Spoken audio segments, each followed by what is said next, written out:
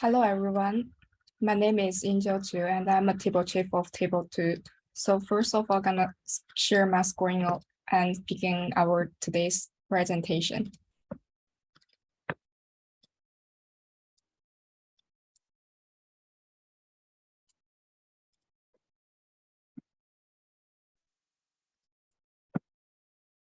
So our table's topic is mainly focused on international law and defining and evaluating the legal issues in the Arctic regions.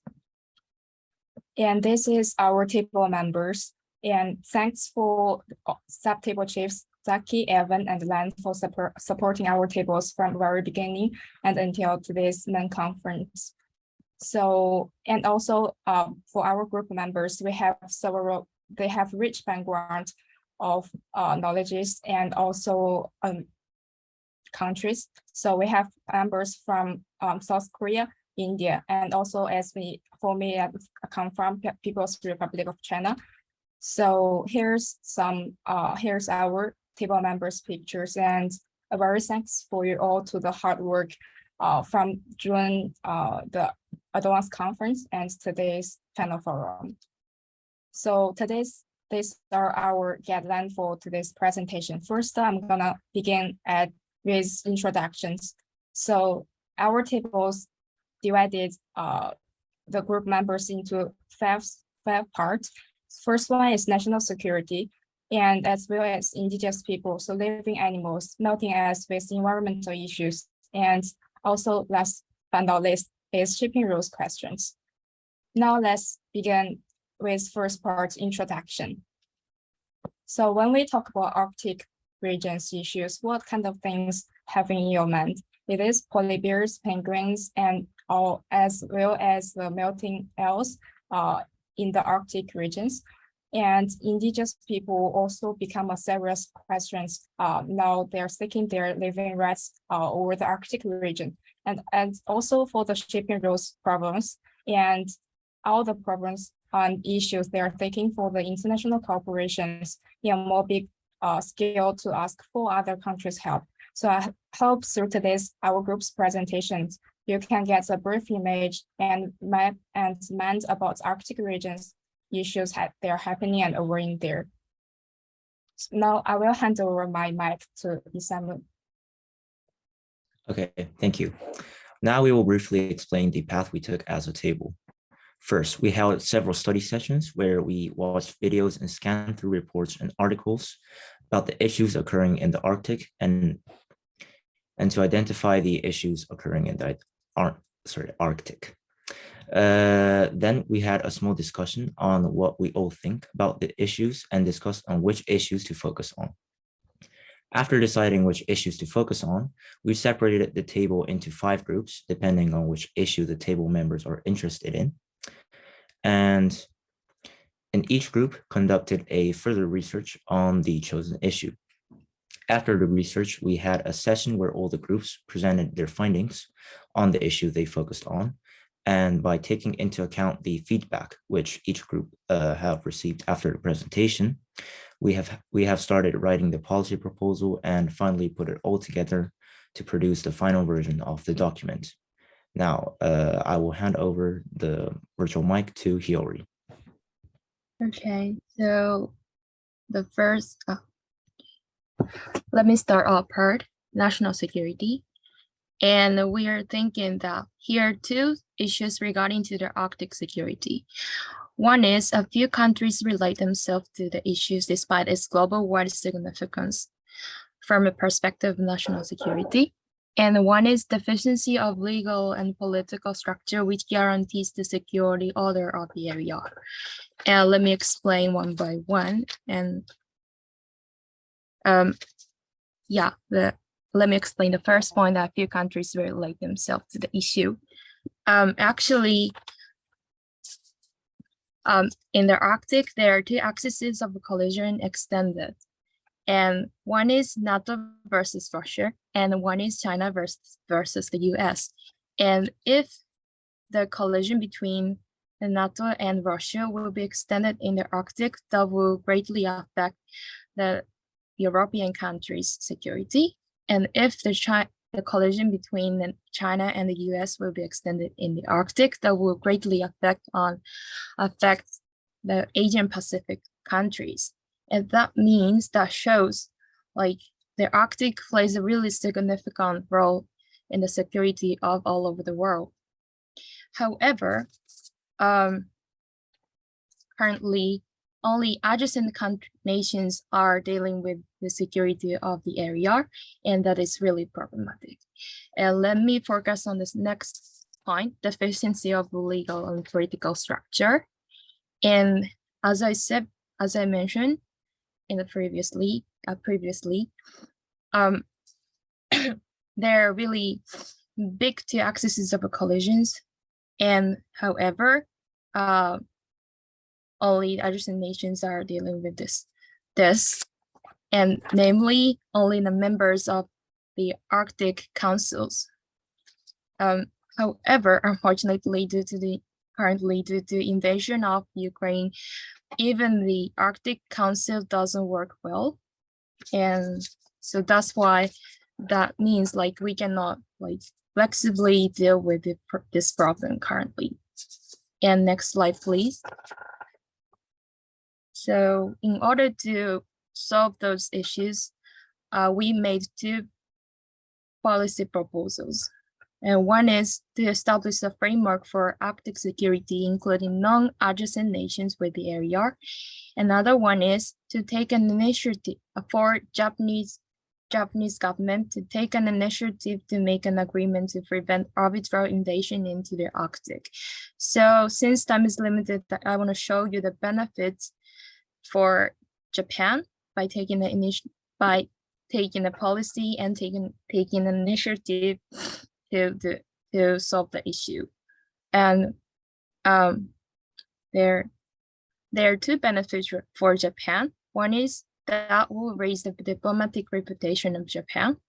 Another one is that will enable Japan to directly interfere with China's attempt to expand their power to the area, which will consequently lead to the defense of Japanese territory from the menace of China. So that's the end of my part. So I will hand over Nevi-san, probably. Yeah. Okay. Okay, then. Okay, then I will talk about the indigenous people. Like firstly, the issue is that the natives living in Arctic form a mixed economical system, and their flow of cash is combination of hunting, fishing, and traditional clothing. However, due to the climate change, as the reindeer gradually disappeared, which is very helpful for them, gradually disappeared, and the economy of the natives was also severely damaged. In particular, the native people living in coastal areas lose their homes, including food security and the transportation routes, as the glaciers melt by the climate change. And next slide, please. So so there are several suggestions from us, first, the raising the world's interest in polar regions of more than before. It means to grab the attention from the worldwide, that not just the where is the polar area, but we should focus on the polar area lifestyle or customs of the cultures more deeply than before. And it can be solved by the education, and it will be very helpful to motivate to know about the polar area. And second, the reproviding the life of the polar natives. As I already mentioned, the natives in polar area losing their homes because of the glaciers melting. So my suggestion is creating an artificial island like the Maldives, and it would be very helpful for it. It can provide a new area to live the new life, and it will be connected to guaranteeing the right of survival. And third, to protect the traditions and their identities as much as possible, but to enable them to coexist in modern society. Yeah, like for the modifications, there will be many, like some people criticize that it will lose their identity as the natives identity. So the, like, for example, so so the globe worldwide should, like, the guarantee their identity and traditions, and it will be premised to coexist with each other. Yeah, and this is the end of my speech, and I will give turn to the next person. Okay, so I am going to talk about animals living in the Arctic region. This time we're focused on polar bears. And there are 20,000 to 25,000 polar bears in the world. But scientists say that unless more is done to tackle climate change and environment pollution, and polar bears will be wiped out by the end of the 21st century. That's why we highlight the problem related to polar bears. Polar bears feed mainly on seals.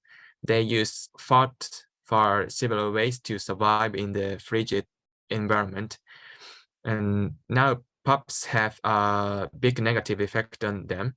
PUPs means persistent organic pollutants are fat solubility and accumulate in their fat tissue easily. So they are affected easily than other animals because they eat mainly high-fat diet. Pups are coming from places far away from the Arctic region through wind and water.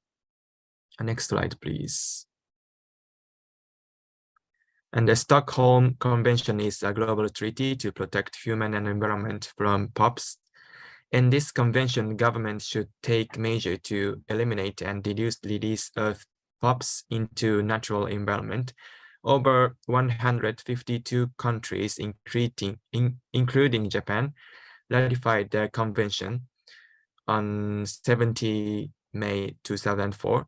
The Stockholm Convention holds 5 essential goals, and based on this convention, Japan has taken several measures.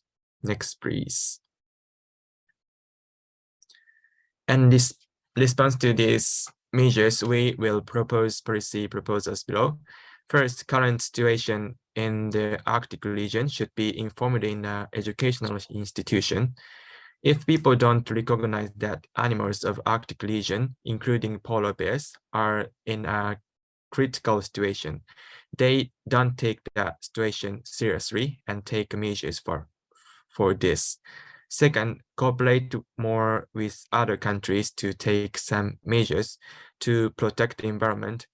Until now, the government of Japan worked together with foreign organizations, and the efforts of East Asian countries are relatively behind in technology. So we expect to develop the institution, not only East Asia and but also other countries, to monitor and manage the situation in the worldwide scale. That's end of my turn. So now I'd like to hand it over to Haruka.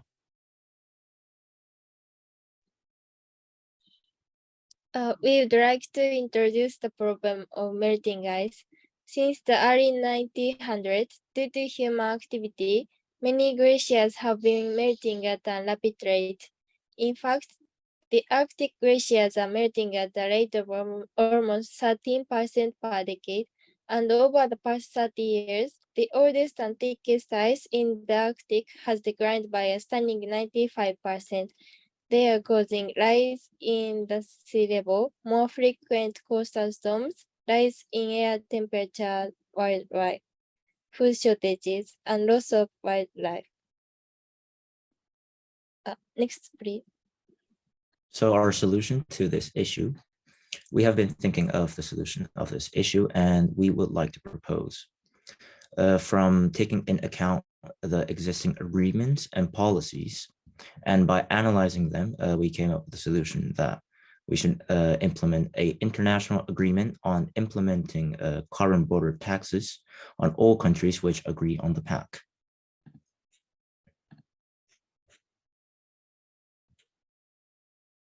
Yes, thank you. And the policy proposal in more detail. The policies or the agreements which we have referred to was the Kyoto Protocol, the Paris Agreement, carbon taxes, which are implemented in 27 countries, including the European Union, and the carbon border tax, which has not been implemented yet, but is being discussed within the European Union. And regarding the downsides of the policies which I have just mentioned, policies or agreements we have just mentioned, we have decided to add the following points in particular in our policy proposal. The first point is to have the world's largest and fastest growing economies to join the pact. To name some nations: the United States, China, and India. This point was not accomplished in the Kyoto Protocol, so this point is a reflection to the Kyoto Protocol. And another point is to implement a penalty for failing to meet the agreements. Now, this point is a reflection to the Paris Agreement, which failed to add a penalty in their agreement. So the penalty that we have thought of is to impose an extra tariff on all goods and services, which a country which fails to meet the agreements, they export. And now I would like to, and this is the end of the melting ice area. So I would like to hand the virtual mic to Q. Thank you. Thank you. And now I will go through the shipping rules issues in the over Arctic regions. So first of all, with shipping rules issues in the Arctic, they are applying effects on global warming and become hot issues.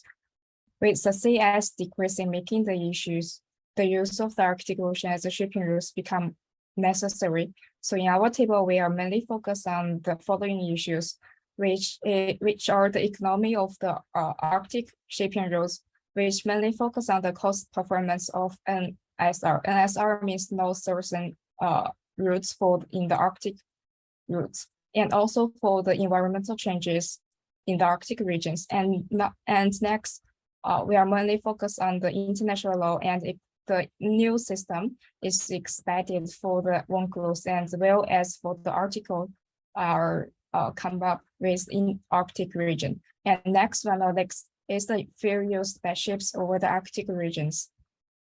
And next, this is our solutions for the shipping rules problems. To seek more international cooperations from other countries and organizations to find more shipping rules problems, and also find new possibilities for cooperating with other countries, especially the countries who are go through their EEZ area, which are Canada and Russia. And next one is through some NGO and also NPO, non-profit organizations, to let more people know that the current situations are happening in the Arctic region. So we can know that more young generations and also as well as other non-government people to find more solutions and also to put more effort on the Arctic region's issues. But lastly is a brand new international law system is expected for the Arctic regions. And overall, this is the end of Table 2's presentations. And very deeply thanks to all the table members for working very hard for creating these presentations and also for writing the policy proposal. And also thank you everyone for coming to this for our final forum. And this is all about our presentations for Table 2. Thank you very much for your listening.